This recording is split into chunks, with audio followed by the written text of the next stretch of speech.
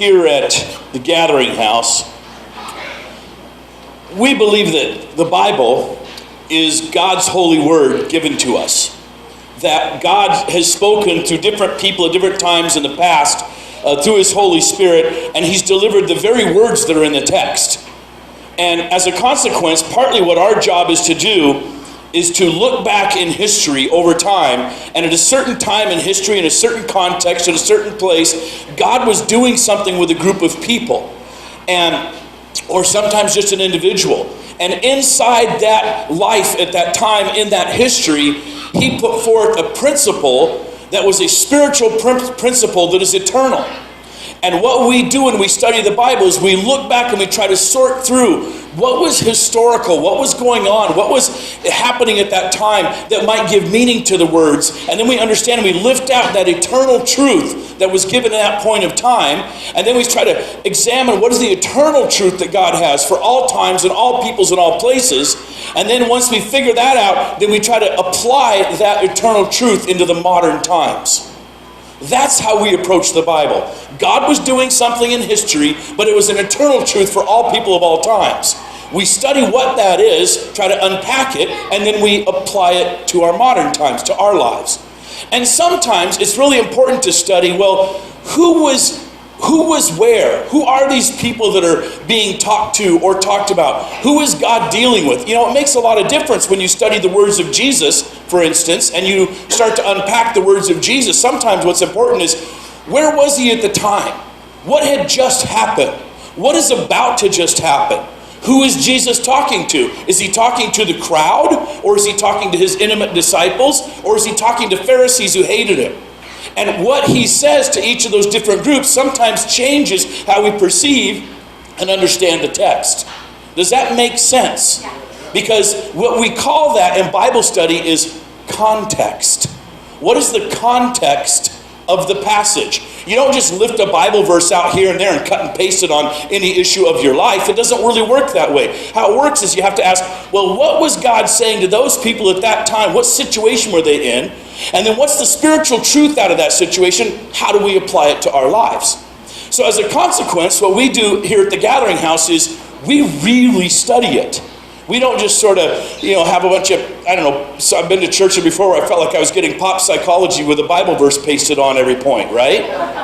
And it's just like they talk, this could have been out of Psychology Today, and then you just hunt and paste and find a Bible verse that has your key word in it, and you paste that on the end and keep going. That's not what we do. What we do is unpack the text and look at what was going on there. So it's a little slower, it's a little harder, it's a little more difficult, but that's the way we like it, I think, right? That's how we're doing it so far. It's how we like it. Because here's the thing, if this is the Word of God, which I believe it is, and many of you do as well, we're going to make major decisions of our lives based on what we think it says. We're going to make huge decisions about our careers, about who we marry, about where we live, about what we do, about ethical choices we're going to make, about sacrifices we're going to make. We're going to have major choices, huge decisions that will affect our lives based on how we read this book. We'd better be right. Does that make sense? Yes. Well, you better be right if you're going to make major decisions on it. And in order to be right, you got to unpack it. We're going to start today with the book of Philippians. I just finished the book of Colossians, and I felt like, given the context of where Paul was, reading the book of Philippians, and we'll be unpacking Philippians, 8 to 10 weeks, verse by verse, chapter by chapter, seeing what God was saying to this group of people that he was really saying to us. And as a consequence, I like to study, well, what was going on? Who was there? What was going on? What was the time? What was the situation? Who was he talking to? So if you've got a Bible, open it up to Philippians chapter 1. If you're going to use one of these blue and white ones that we provide, you will find it on page 802. 802 of these blue and white Bibles that we provide. And if you've got your own or you're looking on your phone, go to Philippians chapter 1. And today we're going to begin unpacking Philippians. Let me pray before we start. Lord Jesus, we ask by the power of your Holy Spirit that you speak through your word into our minds, into our hearts, into our souls, through the words that you decided you wanted through this context and with these people. Teach us, Lord, who we are through these words. I ask in your holy name. Amen. All right. It begins. Paul and Timothy, servants of Christ Jesus, to all God's holy people in Christ Jesus at Philippi, together with the overseers and the deacons. Grace and peace to you from God our Father and the Lord Jesus Christ. Stop right there. We're not going to get any further today than that. Okay. You're like, you going to talk for 30 minutes about that? Yes, I am. Yes, I am, because I think it's pretty interesting. What is this context? We begin with Paul saying, Paul's with his young protege Timothy. They're both saying they're servants of Christ, and they're writing to all of God's holy people in Christ Jesus at Philippi. Philippi is an ancient city. It's an interesting history, the history of Philippi. It was initially, and that's, by the way, some of the ruins that are there now, although that building was long after Paul was there. That's a church from about 600 AD. But the ancient city of Philippi, the ruins still stand. Philippi itself is now long gone. But it was founded, actually, by Philip of Macedon. I think I've got a picture of him there's a coin of Philip, the curly-haired guy on this side. Philip II of Macedon, and his young son, you might have heard of, Alexander the Great. And so Philip, he's actually a semi-king of Macedon, and Philippi is this city that's sort of, it's a colony at the time, it's a Greek colony, and they're being threatened by some other people. And they say to Philip, will you please come and help us out and save us from these Thracians who are trying to attack us? And he's a wily, crafty old bird, and he says, you bet. So he goes, and actually what he ends up doing is taking over the city of Philippi. And he actually starts ruling there. And the reason he wants Philippi is there's silver and gold mines in the mountains all around it. The production is very small, but he just basically opens those mines up, and he starts getting all this gold and all of this silver pouring into his coffers. And what he does is he uses it to do two things. One is he buys an army. He hires all these mercenary soldiers. He buys an army, and he bribes other Greek cities. And he used between bribes and an army, he takes over all of Greece in a short span of a few years. And he basically becomes king of all the Greeks. And he will die fairly young, and he will leave his whole estate, everything, to his 17-year-old son, Alexander the Great. And Alexander now is this rich guy who's overseeing all of this money, all this wealth, all of this power, and he decides to conquer the world. And since he has the money and the power, he goes after Persia, and he's pretty successful for the next 10 years. Philippi would be his capital city, and I think there's a map of where Philippi is. It's situated right below the mountains as you come down out of Asia into the Greek world. It was sort of a mountain pass that went between what we would call the Russian steppes, the Slavic lands, down into the Greek areas. It also controlled the route from the main Middle East area across the Dardanelles, the bridge there, and going into Greece and off to Italy. So it was this major city that sat in this hub of traffic and commerce, and it had these mines, and so it became this huge capital city of Alexander the Great. It's interesting because eventually, after Alexander dies, one of his generals goes back and he rules out of Philippi, and a few generations go by, and as happens with all empires, they start to decay. And this little upstart city called Rome comes on the rise, and Rome will end up going over there, and they will conquer all of the entire area of Greece and Macedon in about 168 BC. They will conquer it all, and Philippi will come under Roman rule.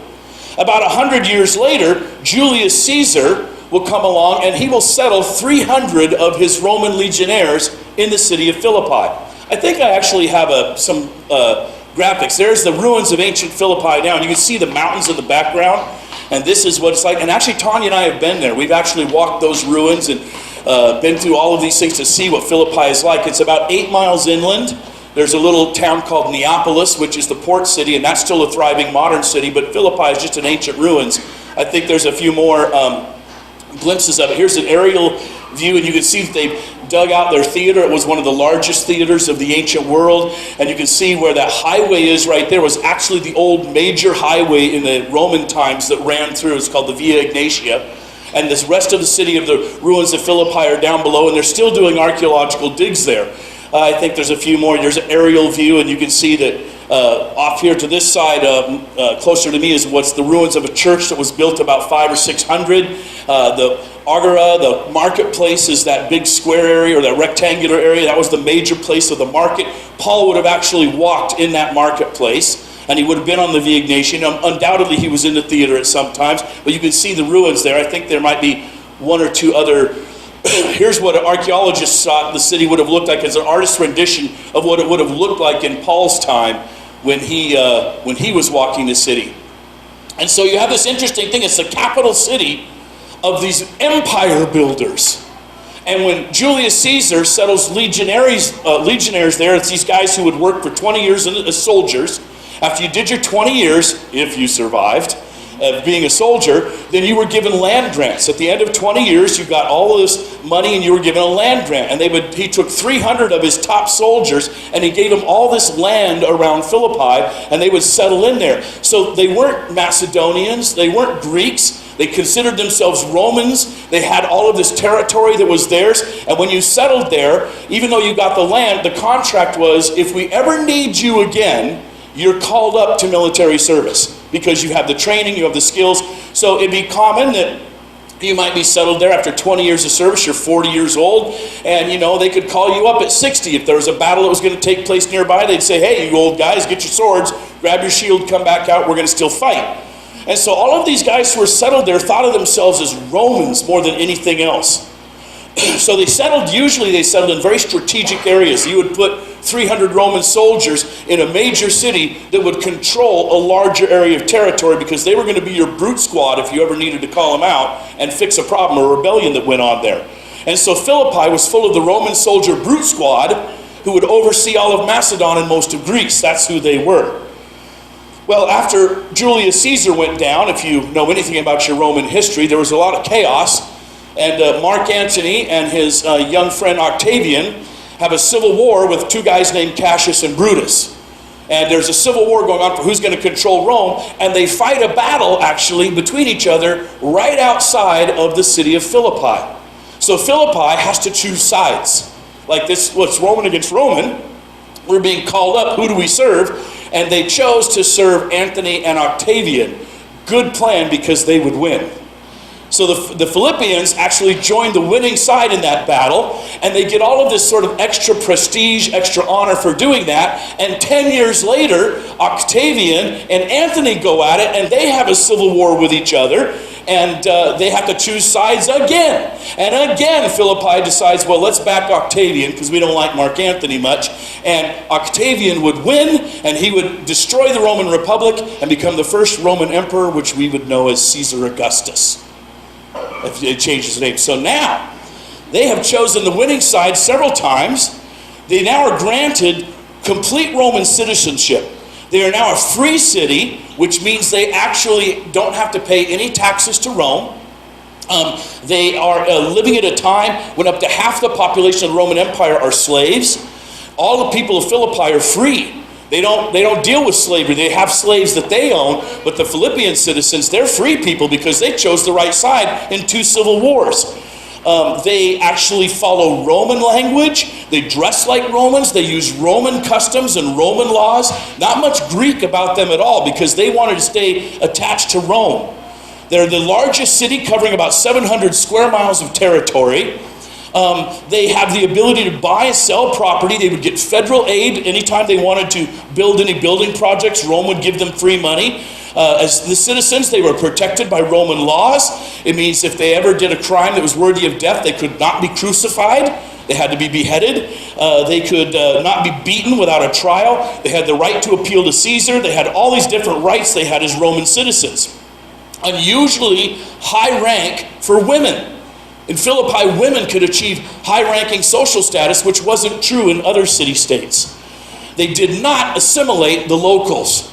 They were patriots. When you went to Philippi and you asked, who are you, first and foremost, they would say, we are Romans. We are Romans and we're patriotic to Rome. They knew exactly who they were, and they didn't let other people absorb. So it's interesting, when the Apostle Paul arrives in Philippi, he arrives about 52 AD. And this is long after Caesar Augustus has taken over and run the empire, and several Caesars later, actually. And Paul has no intention of actually going to Philippi.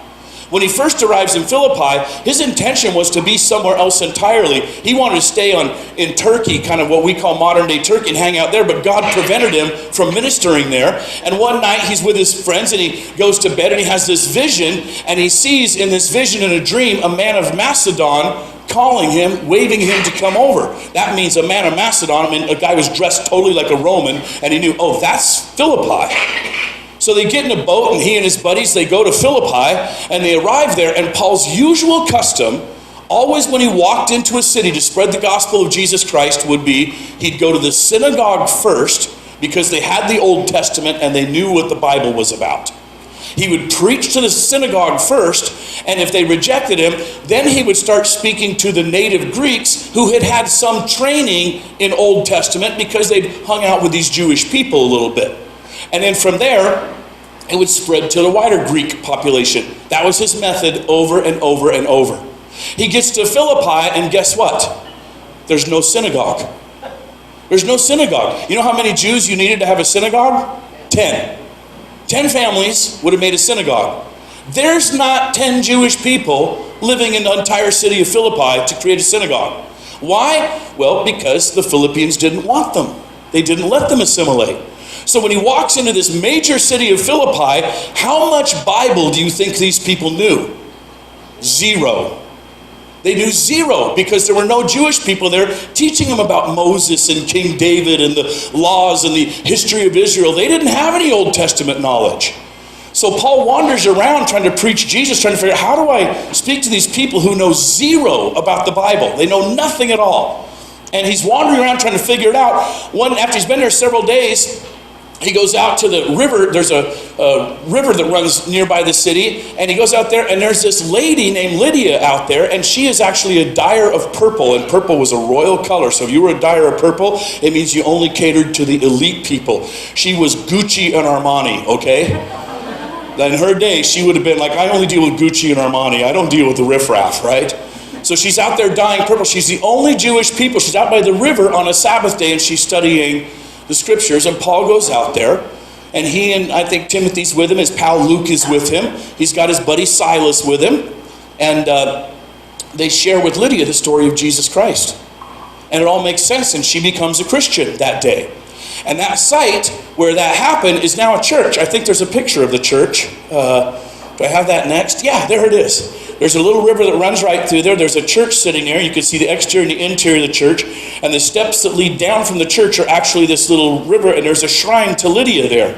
And we've been there. People get baptized in that river all the time because she was the first European person to come to accept Jesus Christ. She's the first European to get the gospel. And now there's a shrine to her right outside the city of Philippi. Well, Paul, he's there for a few days, and as Lydia, who has got this reputation, obviously, I mean, she's the Armani of Philippi, so she has this reputation, and she knows people who know people. More and more people come to her house, and they start learning about Jesus, and the word starts spreading, and things start happening, and Paul's going around preaching, and people are following him, and there's this slave girl who has a fortune-telling demonic spirit on her. And she starts following Paul around, and as Paul's trying to preach to people, the slave girl, the spirit, the demon in her starts saying, listen to these guys, they know the way of God, they're here to teach you the way of God, and all they're doing is interrupting him all the time. After several days of this, Paul gets frustrated, so he turns around to the slave girl, and he casts the demon out of her.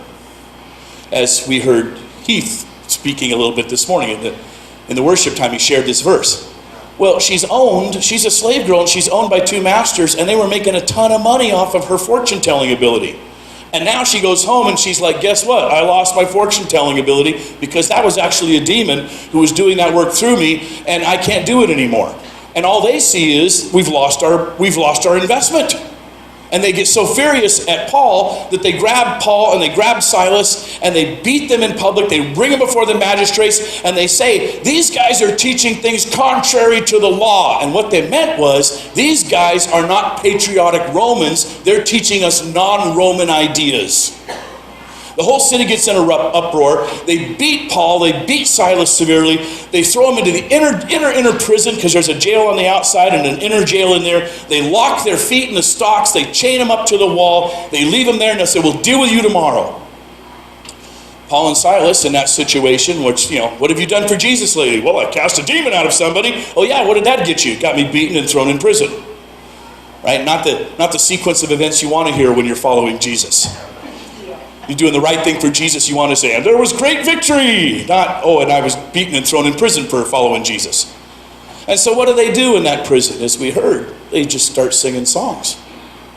And as they're singing songs, the other prisoners start listening, and they're singing the psalms, and they're singing these Christian tunes, and they're doing this worship moment, and the glory of God comes down, fills the place, an earthquake happens. And when the earthquake happens, now normally, and I think there's a picture of what it looks like in the ruins. Yeah, the theater's there. You see this inner cave in here, in this stone building? That would have been the type of prison they would have been in, locked underground in a room like that. Where do you want to be when an earthquake happens? Not inside there, right? Why? Because we know what would happen. In an earthquake, all those rocks will come tumbling down and you'll be killed.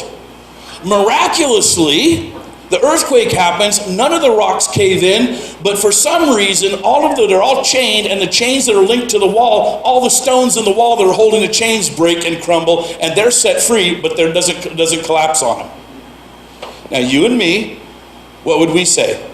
I don't know about you, but I know what I do. God has delivered me. I'm set free. It's a miracle. I'm grabbing my gear and heading for the open door. Right? That's what I would do. I don't know what you would do. I would just see. But Paul and Silas are like, nope. God is here. We're not leaving God's presence to go outside the doors to see what's going on. We're just going to stay here. And all of the other prisoners stay with them. And so the jailer comes up. Here's the crime. If you're a jailer and you have or even a Roman guard, and you had a prisoner that you were guarding, and that prisoner escaped, the punishment was you as the guard received whatever the Roman prisoner's punishment was going to be, right? So if you got a guy and he's like, well, what's he up for? He's up for 10 years for embezzlement and some other things he's done, and that prisoner escaped, you did his 10 years. So if you're the Roman jailer and you come out in the middle of the night because there's been an earthquake and you come to the jail and you see that the bars are completely broken open and the gates are open, what are you thinking? Every single prisoner in there has escaped. What's going to happen to me? I'm going to get everybody's sentence. So the jailer pulls out his sword and decides he's going to kill himself because that's an easier way to go. Just before he kills himself, Paul and Silas somehow know what's going on. They call from inside, hey, don't kill yourself. We're all still here. The jailer's what? Bring torches. So they bring torches. He comes inside and he sees not only are Paul and Silas there, but every other prisoner is still there too. Nobody ran away. And he knows this is the real miracle. The miracle is not that the chains were broken. That was the earthquake. I can explain that with my pseudo-scientific understanding of how earthquakes work. Don't ask me to explain why the roof didn't cave in. But I know there's a miracle happening that none of these prisoners ran away. They all stayed in the presence of God. And so he says, he looks at Paul, he looks at Silas, he says, what must I do to have what you have? And he phrases it as we heard Heath say this morning. And by the way, we didn't even plan that. You're right. No, I didn't know Heath was going to say that verse, and he didn't ask me what I'm preaching. We'll just assume that's the Holy Spirit of God coordinating this church service. He says it this way, what must I do to be saved? What must I do to have what you guys have?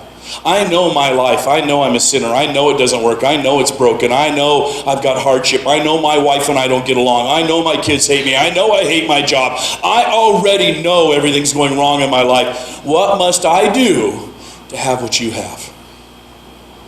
To be saved from all of this?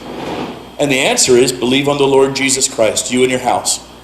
So what the jailer does, he grabs Paul and Silas. I don't know if he grabbed the other prisoners too, because the text doesn't really say. And he takes them home. And he gives them a bath. He lays them out in the bath, and he lets them get cleaned up. He dresses their wounds, and then he sits them down with his entire household, everybody who's in his family, and all of his servants, all his slaves, says, tell us about Jesus. The next morning, he's supposed to deliver them to the magistrates, but the magistrates send word, they're like, hey, yesterday when we beat those two guys, yeah, we got a little out of hand. We don't know what we were thinking. So, we don't really want to put them on trial now, so go to those guys and just say, you're free to go, and, our bad, sorry to beat you. And so the jailer goes in and says, hey, they're willing to set you guys free so you can go. And Paul says, oh, wait a minute. I'm a Roman citizen, so is Silas. These magistrates have just violated the Roman law that they believe in so much, because you're not allowed to beat or punish a Roman citizen without a trial. And they didn't give him a trial. And what will happen now is, word can get from these two prisoners, word can get back to Rome. Rome will come with a military force and has the power to execute every single Philippian leader who did that. So they get super scared. They're like, oh, please, sorry, our bad. We didn't know. Would you please just go quietly? And there's this huge thing that happens, and Paul leaves, and he does leave the city, and he leaves behind Lydia, the dyer of purples, this slave girl who's been delivered of a demon, and a Roman jailer in his household. He says, you're our church. Start a church. Keep reading the scriptures. Keep praying to Jesus. We'll be back later, or we'll send word later. 10 years go by. Paul has been through Macedonia a couple of different times. He's strengthened this church several times. He's sent some proteges there to do a little work, to do a little better teaching. 10 years later, he's now in prison in Rome himself. And he's writing letters to the churches that he cares about deeply. And the one church he cares about almost more than any other, even though he barely spent any time there, he spent the most time in Ephesus, because that's where he spent 3 years. But he writes a letter to the Philippian church, because in the 10 years he's been gone and traveling, they were the number one church who supported him financially.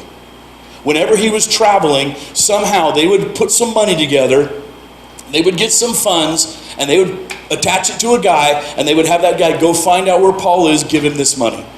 And they had just sent their pal Epaphroditus, they'd loaded him up, and they'd sent him with some money, and that guy had arrived in Rome because they'd heard Paul was in prison. And now Paul writes them this letter, and the whole letter is going to be stuff he has to say to them. And it's interesting because he had said in the opening verses, he had said, it's to God's holy people in Christ Jesus at Philippi, together with the overseers and the deacons. It's interesting, he says, this isn't just for the top guys. The overseers, actually the word means the ones who are watching out for the church, the people in charge who watched out for it. The deacons were the ones who were kind of doing the labor and the work of the church, sort of the middle managers. And he says, to the overseers, the deacons, and all of God's saints, everybody who is in Christ Jesus. If you placed your faith in Jesus, this letter is for you. If you're someone who is a top-ranking leader in a church, these words are for you. If you're a middle manager person working in a church and you're kind of, I just got my areas, I'm leading a gathering group, or I come early and I sweep floors and I set tables up, or when everybody else leaves, I take tables down, or I come early, I make the coffee, and I'm in charge of these teams, this letter is for you. If you're a saint where you've placed your faith in Jesus Christ, he says, everything the Holy Spirit's about to say to these people at Philippi are things he's saying to you and I. And so it's like, pay attention and make sure we get it right. Because we're going to make life decisions off what's being said in this letter. To all the saints. And then he says this, the very first words, I love this, he says, Paul and Timothy. I think, by the way, Paul had written 4 letters while he was in prison in Rome. We just finished studying one of them, it was Colossians. Another one was Ephesians. And another one was the book of Philemon. Philemon was a personal letter. I think this was the last of the 4 books that he wrote, because all of his other buddies are now gone.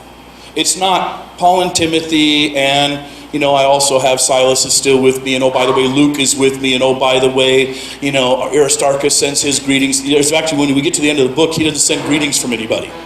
Why? Well, because all the people they know are gone. Paul's already handed them letters. sent them out. It's just Paul and Timothy now. And he writes this letter to them and he says, Paul and Timothy, servants of Christ Jesus. The word servant is interesting. The Greek word is doulos. He doesn't call himself an apostle. Some of the letters he writes, he says, Paul, an apostle of Jesus Christ. When he writes a letter and he starts with that, it's because whatever he's about to say to that church is like he's got to use his authoritative trump card. He's got to I got to play up who I am, because you guys obviously are wandering around and you don't know what you're talking about. You don't know what you're doing. So I have to remind you I'm an apostle. So what I'm about to say means listen up. He doesn't say he's an apostle to Philippians. Why? They already knew he was. They already knew his authority, and he has a deeper kindred spirit with them. They'd been through it together.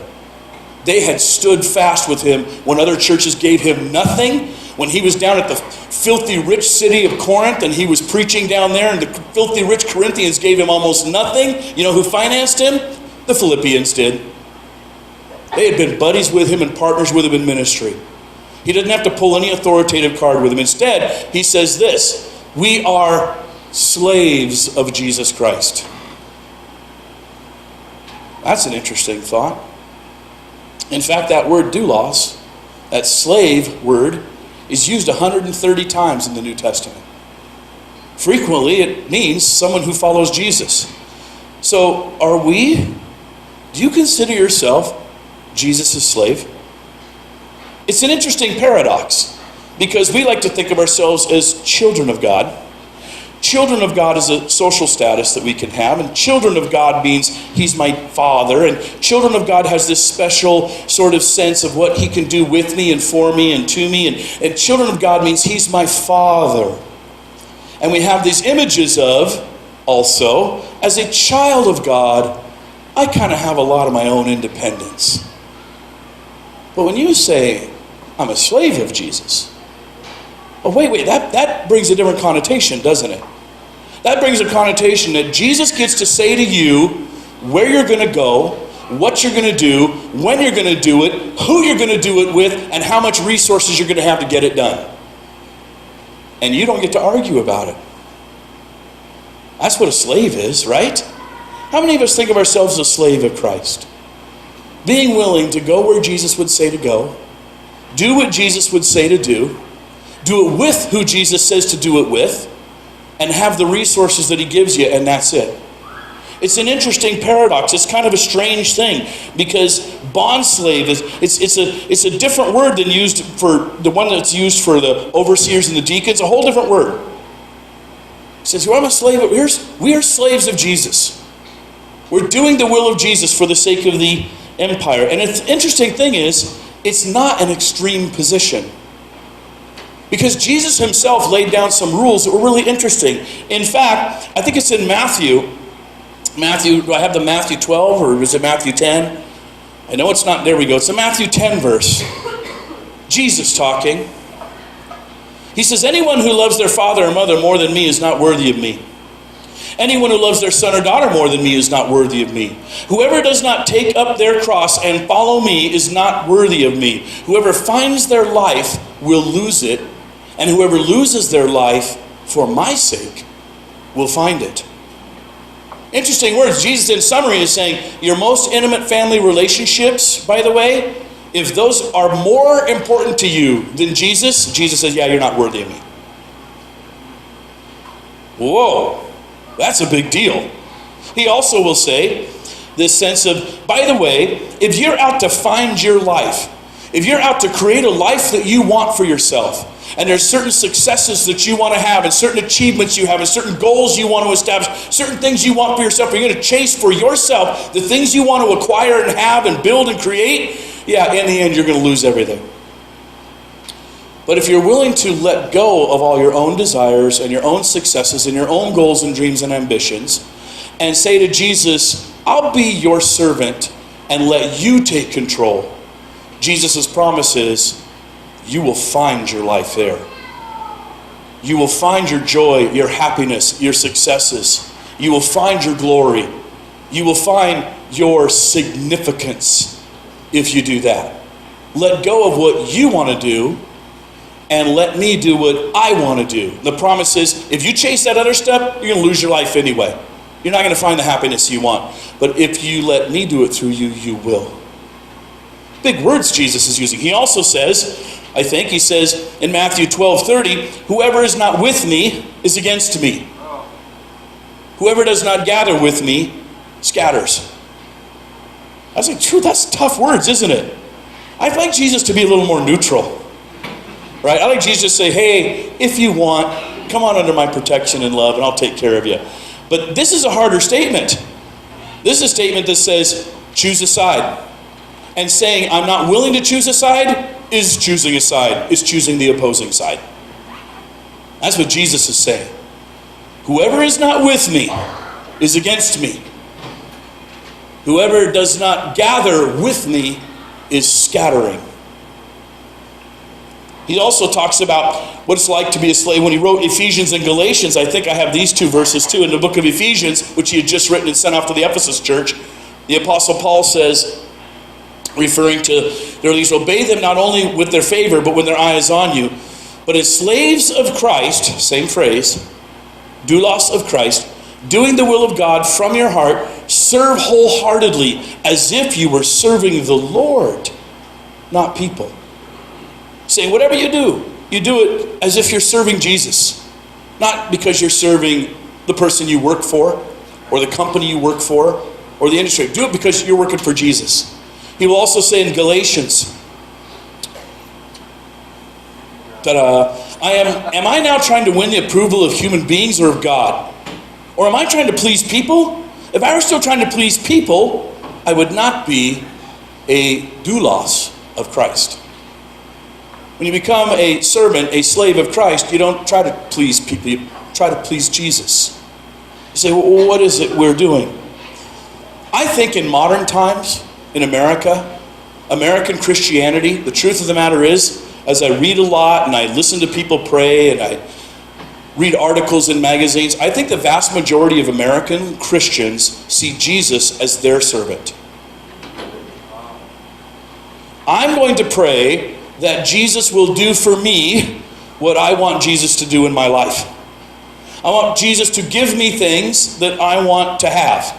I want Jesus to make life smooth and easy for me. In fact, I have this whole trajectory and plan of how I want my life to work and what I want to have happen with me and what industry I want to work in and how much money I want to make and the kind of car I want to drive and the kind of house I want to live in and the kind of person I want to marry and how my family's going to be. And I'm going to spend my time praying that Jesus give me all those things that I want him to give me. Jesus is my servant. Right? I think that's what I see a lot in American Christianity.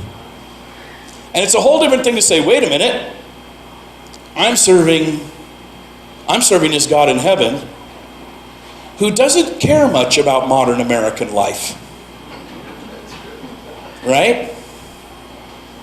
And the God in heaven that I'm going to serve is going to say, oh, I'm about the kingdom. I'm about something that's eternal and glorious. I'm about something that's going to last forever because America's going to fade and gone. It's going to be like the Roman Empire one day.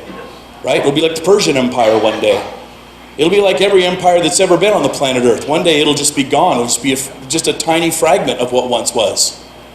One day you'll be standing in heaven next to somebody in a worship moment, and you're going to turn to them and they're going to say, where are you from? And you're going to say, I'm from the United States of America. That's where I grew up. And they're going to say, never heard of it. Think about that, right? And so what we're asking God to do is give us modern America. And God's saying, oh no, I'm trying to build you up for a kingdom. And most of us don't know what to do with that.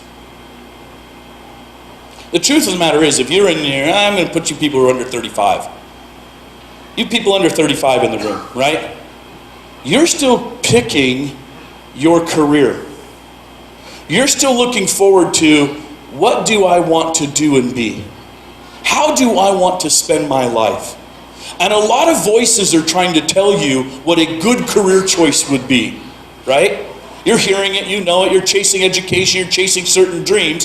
And I think what Jesus is trying to do is get his voice in there and saying, why don't you let me pick that for you? And we don't know how to do it. We don't know how to find that voice. We don't know how to listen to the voice where Jesus says, let me choose it. Some of you, you're a little bit older, you're in your early 30s, and the truth is, you don't have a career, you have a job. Yeah, you're not passionate about it, but it makes the money, it pays the bills. But when you are asked, if someone to ask you in your heart, are you living the fullest life you could possibly be living? Are you doing with your daily work stuff that you know is super significant and is transformative in the world? You would say, no, I'm just earning a paycheck. See, you're living a life that's whoever loves his life will lose it. God is saying, well, why don't you let me do something new with you? Well, Lord, if you let me do something new, I might have to give up some things I own. I might not be able to afford some things that I'm affording now. I might not have to be where I am. I might not have to live in the place I live in. And Jesus would say, you're right. Would you give it up anyway? Would you let me do new and fresh things with you that would make your life have bigger meaning? Sometimes I watch Jesus do it in such a way that he completely transforms someone and takes them from one position in life to a whole new career, a whole new industry. Sometimes he doesn't. He says, that's fine. Stay where you are. Do what you're doing.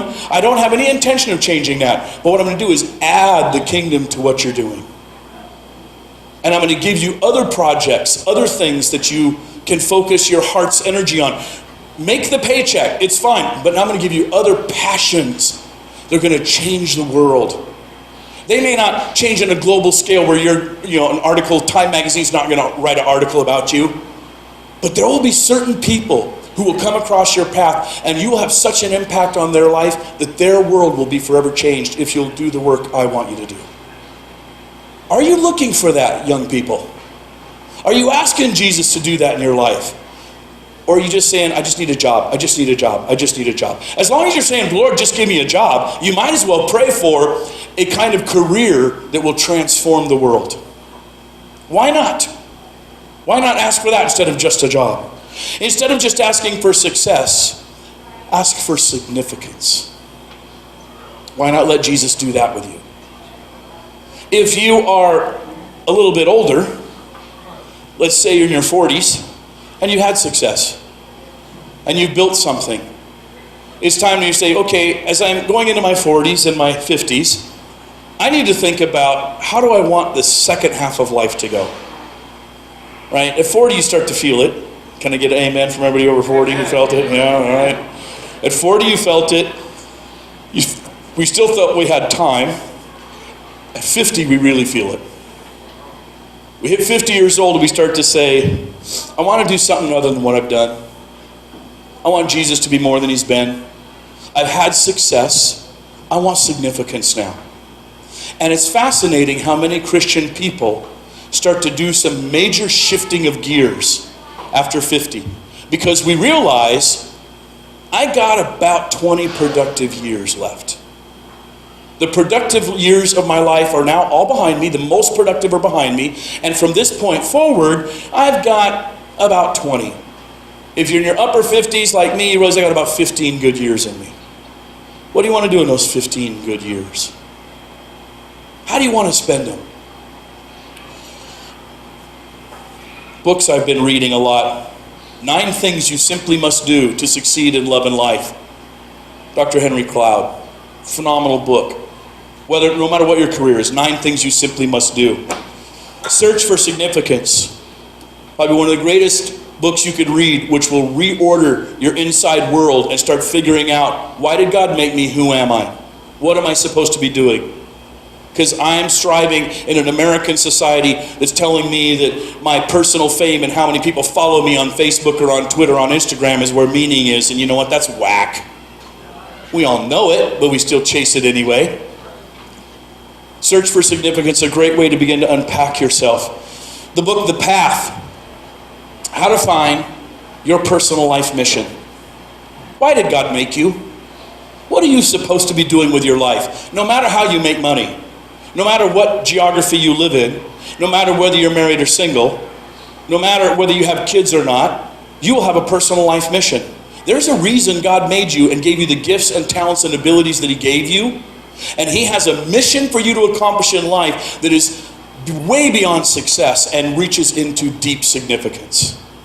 Great little book. I'll be teaching this as a class on Wednesday nights here in the month of March. And recently I just finished, it's an old book, I've actually finished it for the second time, Halftime. Bob Buford wrote this book, I don't know, late 1990s. He owned a cable television company, super successful, multi-millionaire, living the dream, had everything he wanted, houses everywhere, that kind of thing. And he got to a place in his mid-50s when he said, that's not really what I wanted to do with my life. I got caught up in the race and I wanted to do something else. And he uses the phrase halftime because he uses like the football game analogy that for the first half of your life you went out with a game plan, how it was going to work, what you're going to do. And there comes a point when you stop and you begin to reevaluate what succeeded, what didn't, and halftime's when you change your game plan to go back out there and do it differently. And at halftime, he begins to talk about all these different strategies for switching gears and changing and doing things differently and saying, what if I could change from success to significance? What steps would I take and need to get there to do that? And I think God is asking all of us the same thing.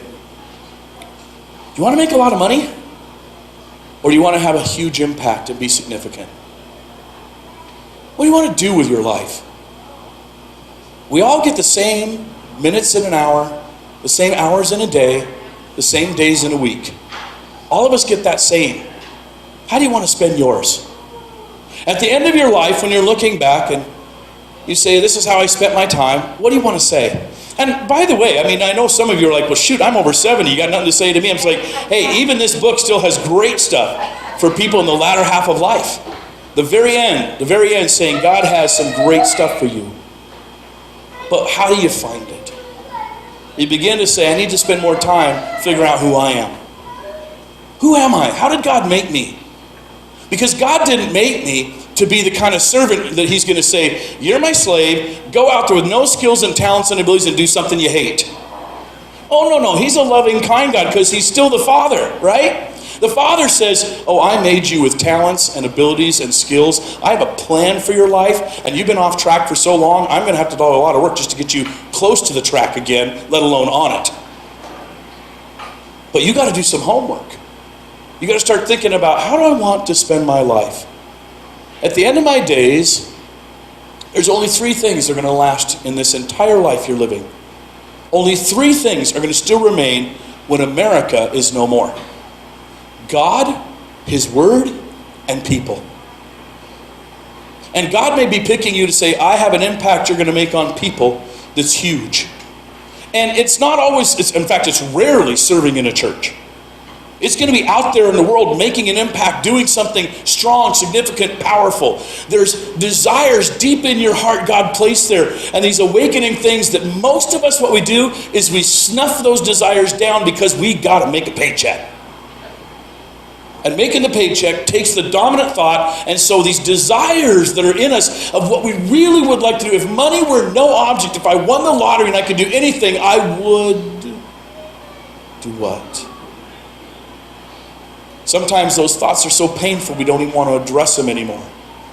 And God is trying to awaken them in us again. God's saying, that's what I made you for. Let's close the service by everybody standing up, and I'm going to do the little prayer exercise. And I want you to do this with me.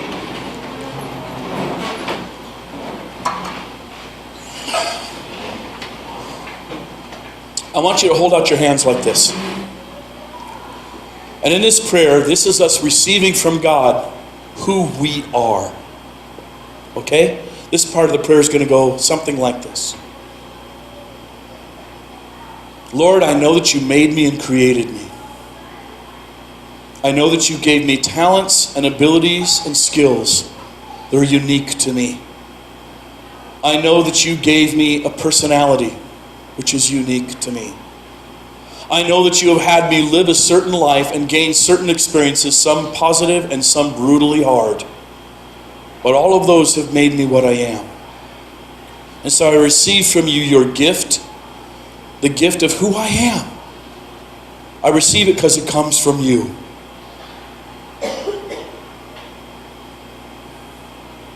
As we pray that, I just want you to feel the weight of who you are in your hands. Feel it. It's beautiful. Who you are is beautiful. Even the sufferings that you've had.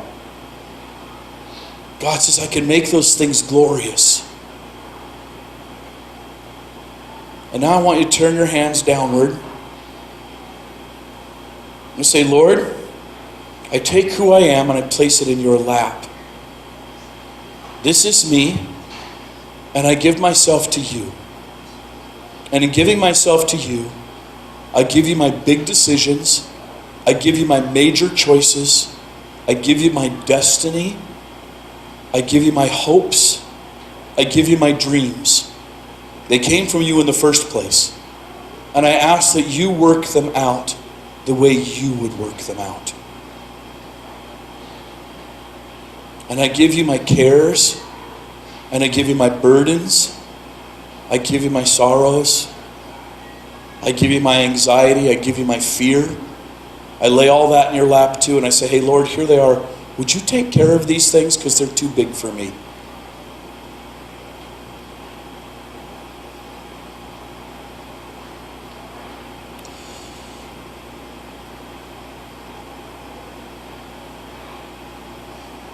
You can just put your hands at your sides. Say, here I am, Jesus. I surrender to you. That's just say, here I am, Jesus. I surrender to you. Give me the life you know I was meant to have. And I will trust you. In your precious name, amen.